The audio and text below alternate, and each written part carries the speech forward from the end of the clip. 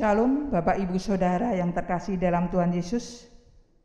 Pada saat pagi hari ini, kita patut mengucap syukur karena kita diperkenankan Tuhan untuk kita mengikuti ibadah online pada tanggal 22 Agustus 2021 bersama Gereja Baptis Indonesia Gading. Mari Bapak Ibu Saudara, kita akan siapkan hati dan pikiran kita untuk kita tundukkan kepala. Kita akan masuk di dalam saat teduh. Bapak Ibu Saudara yang diberkati Tuhan, pada saat ini janganlah kita kendor untuk selalu memuji Tuhan. Janganlah kita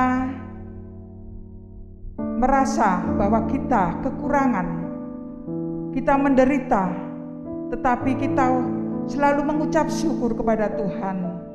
Karena pada saat ini kita selalu serta Tuhan dan kita akan terus memuji Tuhan dan kita akan memuji nama Tuhan yang terutama di dalam hidup ini.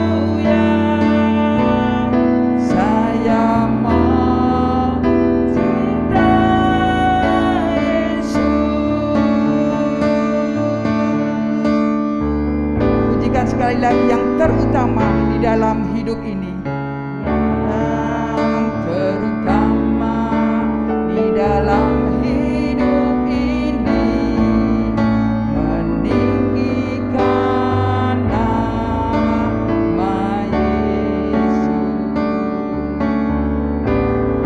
Yang terutama di dalam hidup ini,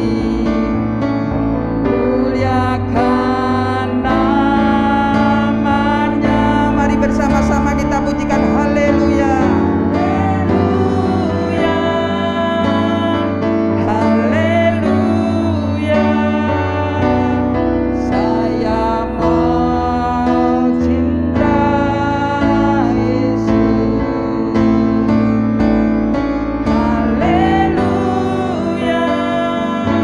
Haleluya. Saya mau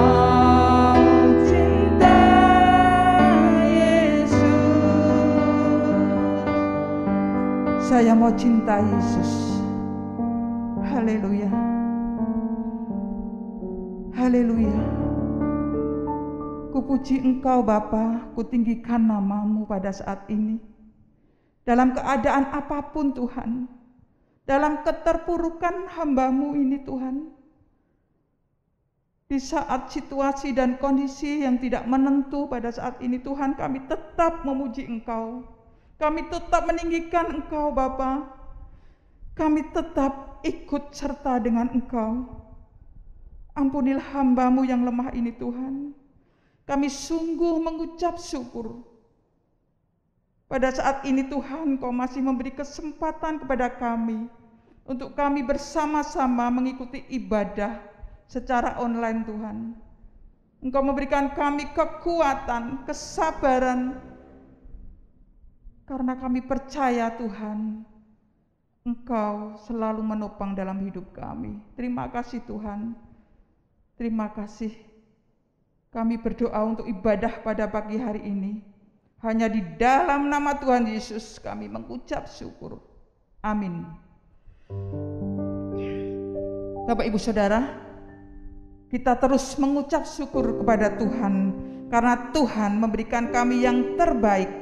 Tuhan memberikan kami tanah air yang subur, yang kaya, yang luas, yang mempunyai banyak sekali kemewahan dan harta yang luar biasa untuk bangsa dan negara kami. Betapa kita tidak bersyukur.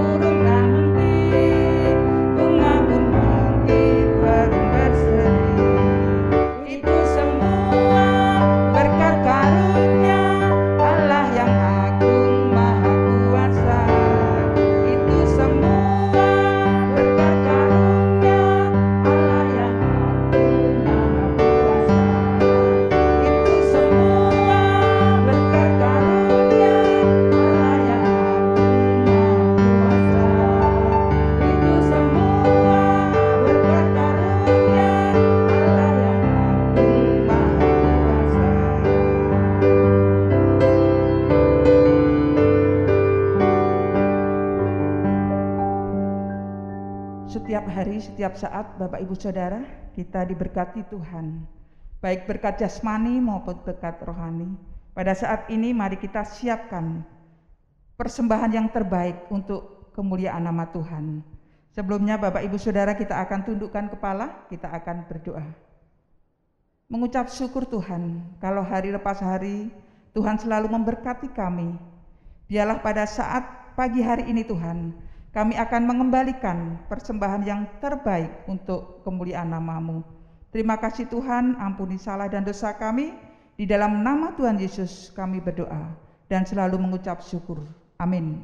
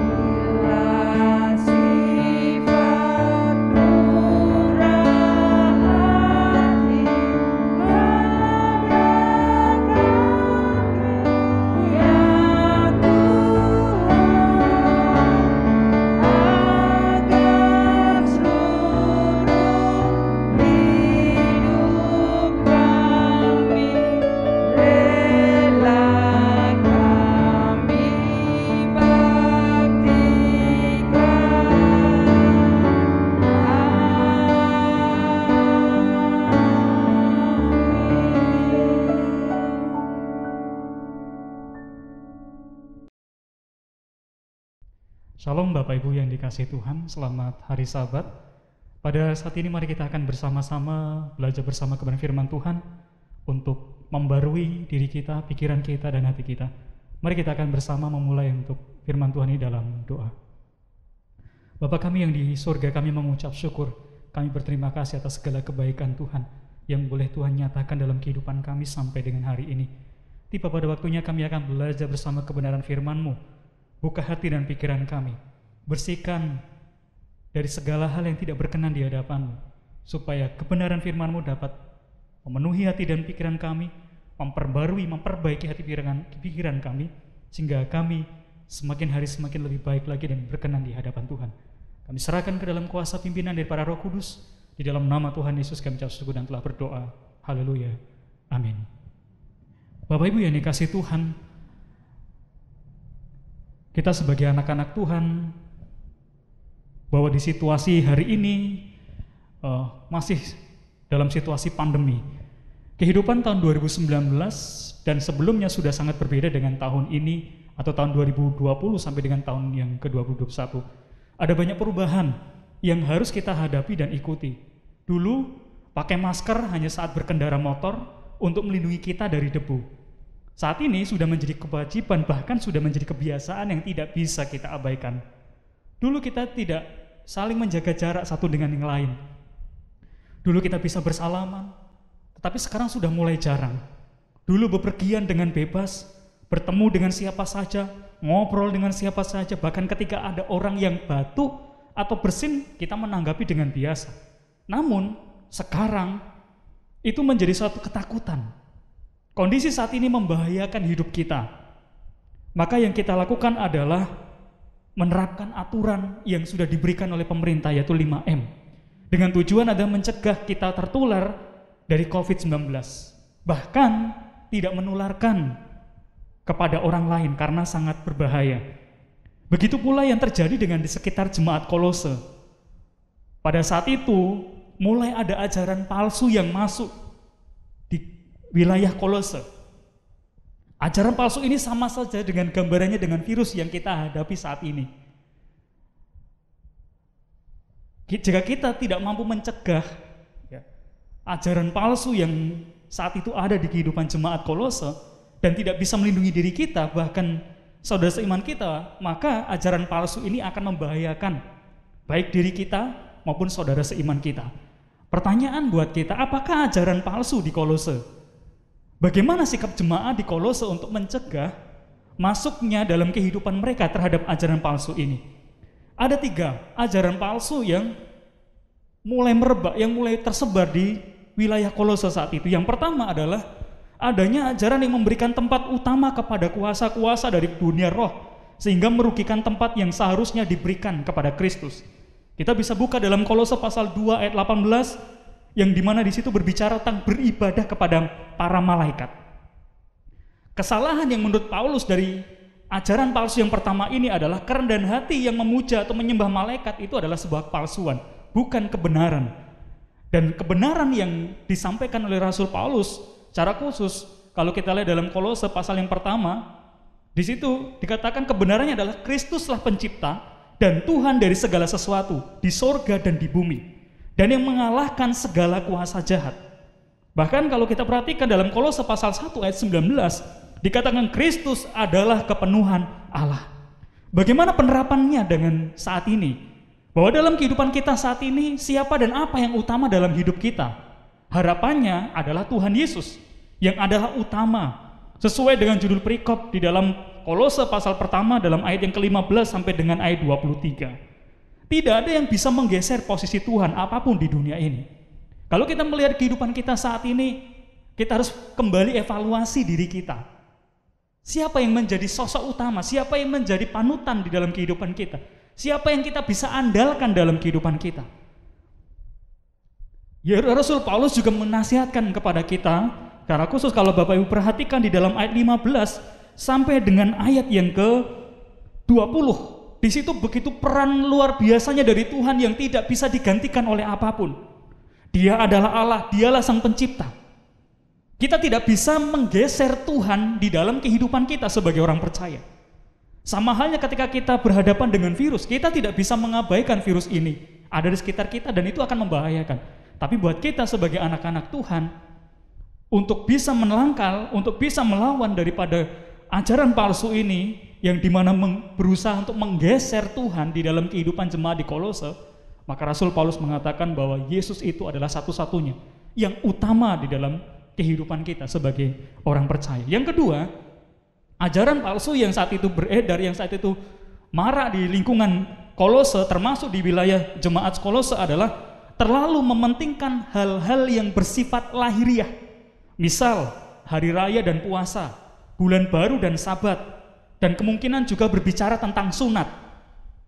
Semua ini ditampilkan sebagai jalan yang benar melalui pengekangan diri dan penaklukan daging di dalam Kolose pasal 2 ayat 20 sampai 23. Kesalahan dari ajaran ini menurut Paulus adalah kekudusan tidak dapat dicapai dengan pertapaan atau dikatakan asketisme yang hanya menaikkan kesombongan rohani ataupun dengan segala usaha yang berpusat pada diri sendiri untuk mengendalikan nafsu. Kebenaran yang Paulus katakan di sini adalah kekudusan hanya dapat dicapai hanya dengan iman kepada Kristus dalam Kolose pasal pertama ayat 20 sampai 22. Meletakkan segala keinginan kita kepadanya dan membuang segala sesuatu yang bertentangan dengan kehendaknya. Penerapan kita saat ini adalah segala usaha kita untuk hidup benar di hadapan Tuhan tidak bisa berdasarkan pada perbuatan kita sendiri. Meskipun dengan bertapa atau menyendiri bahkan menyiksa tubuh kita sendiri.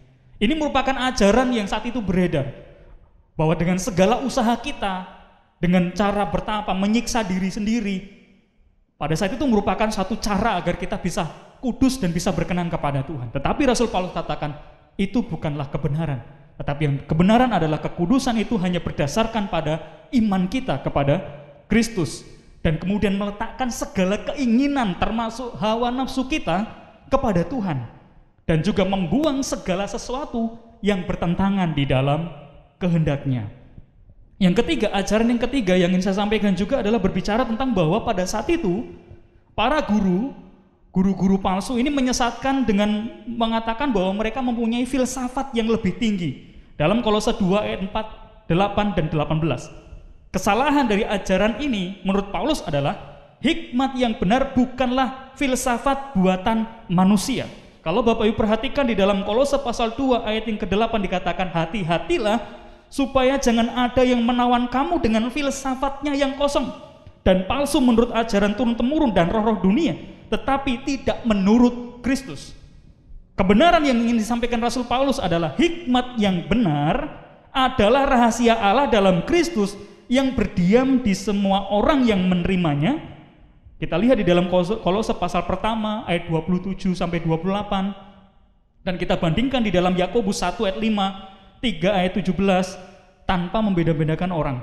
Jadi penerapan kita dalam ajaran palsu yang ketiga ini adalah sebagai orang percaya, hikmat dari Allah merupakan bagian penting dalam hidup kita agar menolong kita menilai situasi dalam hidup kita sesuai dengan standarnya Allah. Sehingga yang kita lakukan adalah kebenaran Allah. Jadi ajaran ketiga yang palsu ini mengajarkan kepada kita agar kita menggunakan pikiran kita. Kadang kita diajak untuk membenarkan pikiran orang lain, pendapat orang lain. Padahal itu tidak sesuai dengan standar firman Tuhan. Maka dari Rasul Paulus ingin mengajak kita untuk kembali kepada standarnya Tuhan. Yang kita harus pakai sebagai orang Kristen adalah hikmat yang daripada Allah. Bukan hikmat dari dunia atau hikmat daripada diri kita sendiri.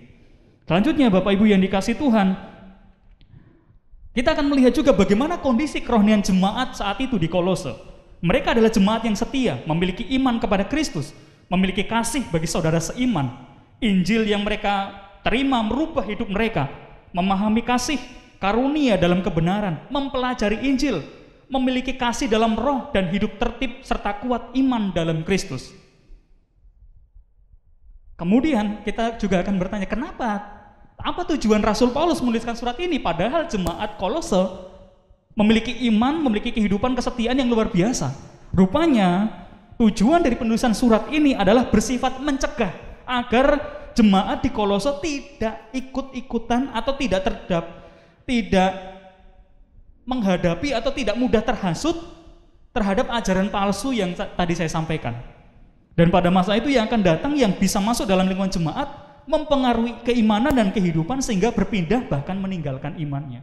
Jadi sifat dari surat Rasul Paulus ini adalah bersifat agar jemaat Kolose bisa waspada dan bisa mencegah supaya mereka tidak terpengaruh oleh ajaran palsu ini. Maka dari itu respon atau tanggung jawab atau tanggapan kita adalah sesuai judul yang saya ingin sampaikan di sini adalah tetap teguh dalam pengharapan Injil. Itu yang menjadi tolok ukur kita hari ini. Saya ingin jelaskan lebih dulu tentang judul ini. Kata teguh itu dalam Kamus Besar Bahasa Indonesia adalah artinya kuat berpegang, baik itu dalam pada janji dan lain sebagainya. Atau dikatakan tetap tidak berubah tentang hati, iman, pendirian, dan kesetiaan. Sedangkan di dalam pengharapan Injil, kita tahu bahwa pengharapan Injil apa yang kita terima adalah Injil dari kabar baik dari Tuhan. Yang dikatakan bahwa kabar baik itu yaitu berita bahwa Allah telah membuat jalan pengampunan melalui Yesus bagi orang berdosa dan bagi orang Kristen hidup dengan Allah selama-lamanya. Nah, kemudian pertanyaan bagi kita, bagaimana caranya supaya saya tetap bisa teguh berpegang pada Injil? Sedangkan di lingkungan kita mungkin ada pengaruh, ada ajaran-ajaran palsu, ada hal-hal yang bisa mempengaruhi iman kita dan kehidupan kita. Maka ada beberapa hal, kalau kita perhatikan di dalam Kolose pasal pertama secara khusus dalam ayat 23, situ sudah sangat jelas dikatakan ada 3 poin. Yang pertama adalah harus bertekun di dalam iman, artinya tetap tinggal, harus tetap setia percaya, atau bahkan terus percaya, memelihara iman yang tabah pada Yesus apapun kondisi yang kita alami. Ini yang penting, yang pertama.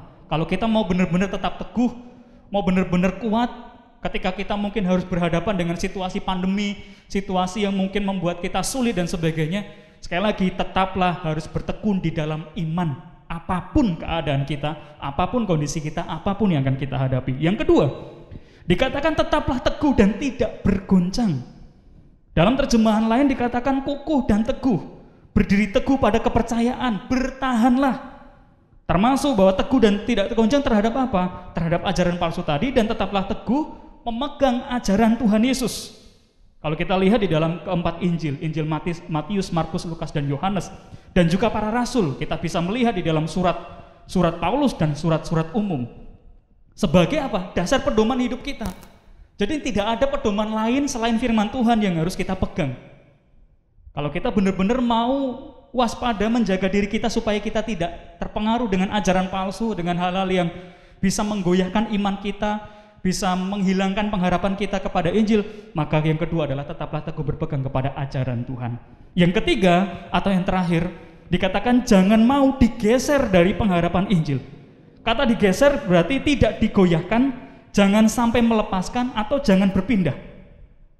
Karena kalau ketika kita sudah berpindah atau digeser dari pengharapan Injil kita, maka kita pastinya akan mulai meninggalkan iman kita, mulai meninggalkan pedoman kita, siapa yang menuntun kita. Nah, tidak boleh lagi kembali ke keadaan yang lama tanpa harapan dengan segala perbuatan yang tidak benar yang akan membinasakan jiwa.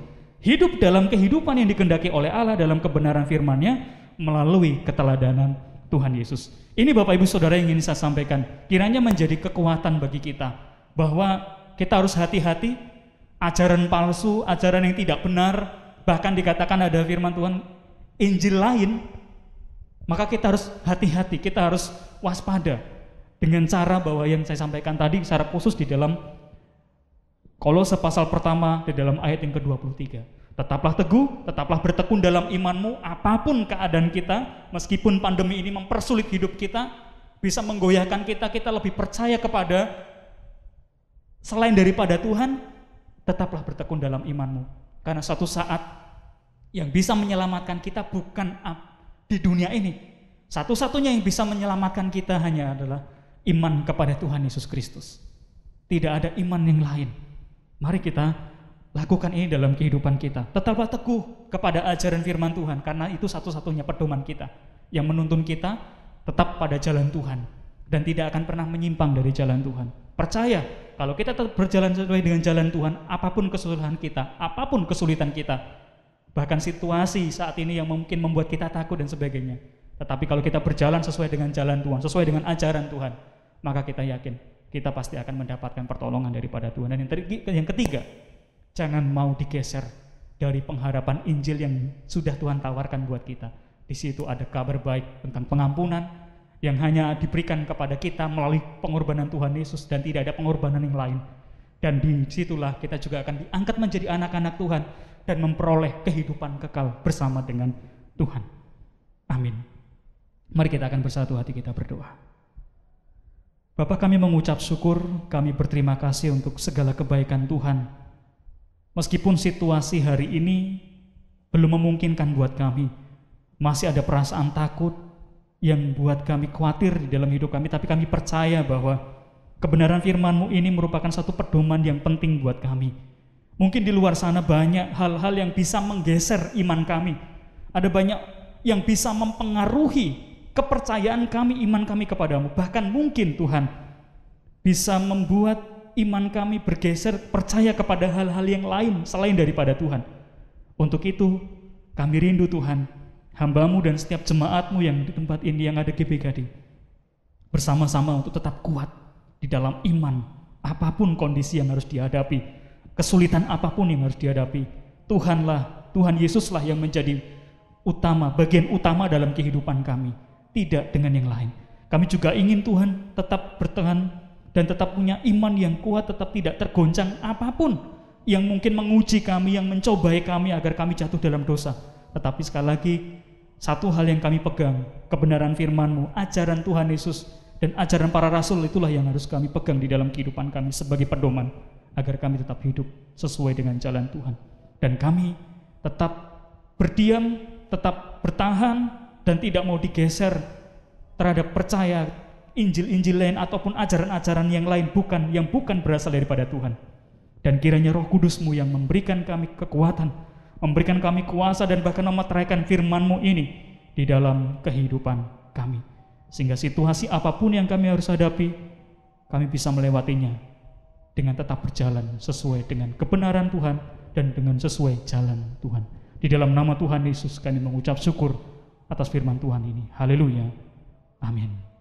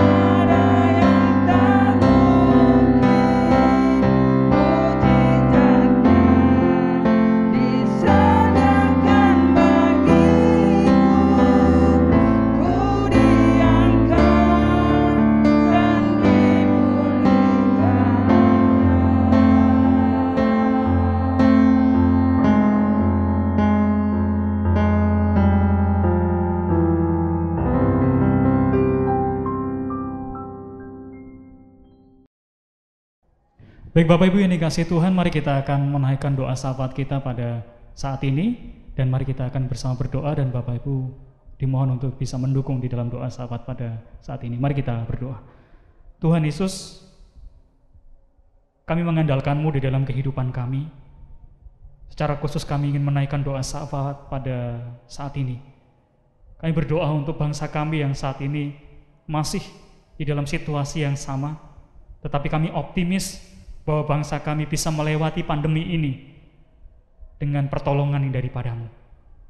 Segala usaha, segala upaya yang dilakukan oleh pemerintah kiranya dapat kami dukung sebagai proses untuk kami bisa melewati pandemi ini, sehingga kami bisa menang, kami bisa dalam kehidupan yang lebih baik lagi. Kami menyerahkan Tuhan segala usaha apapun, vaksinasi, himbauan untuk protokol kesehatan 5M, kiranya itu dapat dijalankan oleh kami semua, sehingga pandemi bisa segera berakhir. Dan kami percaya memang situasi pandemi saat ini sangat menyulitkan kehidupan setiap umat-Mu, termasuk kehidupan setiap jemaat-Mu yang ada di tempat ini. Dalam setiap usaha mereka, dalam keseharian mereka, mungkin mengalami suatu kesulitan-kesulitan.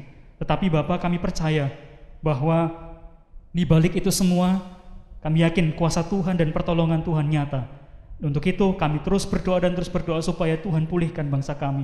Terlebih khusus untuk setiap daerah, supaya juga mendukung di dalam upaya ataupun usaha yang dilakukan oleh pemerintah pusat, supaya semua Indonesia, setiap daerah bisa pulih dari pandemi ini.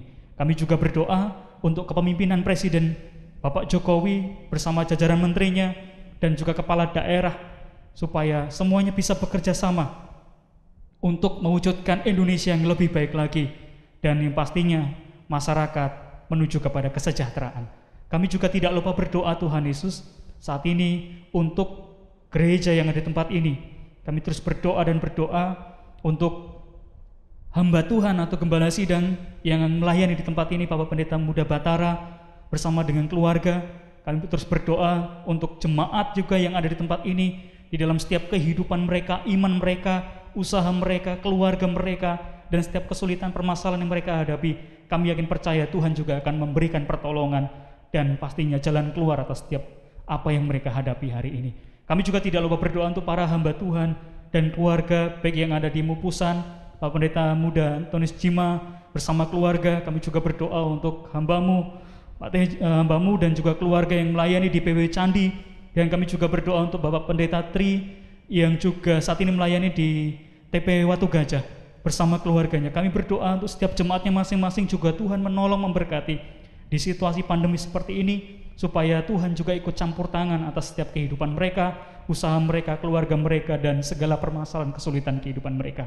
Dan secara khusus kami berdoa Tuhan bagi setiap jemaat yang mungkin ada di GB Gading ini yang sedang bergumul dengan sakit penyakit. Kami rindu Tuhan, jamah Tuhan pulihkan atas segala sakit penyakitnya, supaya mereka bisa kembali pulih dan bisa kembali setia dan bisa kembali kepada kehidupan yang seperti biasa dilakukan. Kami juga berdoa Tuhan secara khusus untuk rencana KPR tanggal 29 nanti, supaya ini dapat dipersiapkan dengan sebaik mungkin, dan kami juga rindu semuanya bisa berjalan dengan lancar dan tetap berjalan dengan baik, selamat untuk semuanya, sehingga ibadah KPR ini bisa menjadi awal pembaharuan rohani atas setiap jemaat yang ada di GBI Gading ini Tuhan, sehingga imannya, kerohaniannya terus bertumbuh dan terus semakin kuat dan semakin teguh dalam kehidupan mereka masing-masing. Ya Bapa, sekali lagi kami mengucap syukur, menyerahkan semuanya ke dalam tangan kuasa-Mu atas segalanya, dan biarlah Tuhan berkarya atas kehidupan kami.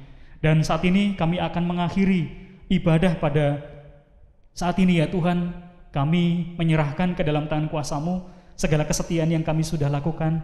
Kami menyerahkan ke dalam tangan kuasa-Mu atas kehidupan kami. Dan saat ini kami siap untuk menutup dan kami siap untuk menerima berkat yang daripada Tuhan. Bapak Ibu Saudara yang kasih Tuhan, arahkanlah hati dan pikiran saudara dan terimalah berkat. Tuhan memberkati engkau dan melindungi engkau. Tuhan menyinari engkau dengan wajah-Nya dan beri engkau kasih karunia. Tuhan menghadapkan wajah-Nya kepadamu dan memberi engkau damai sejahtera. Kiranya kasih karunia, anugerah, rahmat yang dari Allah Bapa, keselamatan, pertolongan dan mujizat daripada Tuhan Yesus Kristus bimbingan, arahan, teguran daripada Roh Kudus akan menyertai saudara dan keluarga dari saat ini sampai selama-lamanya. Maranatha. Amin.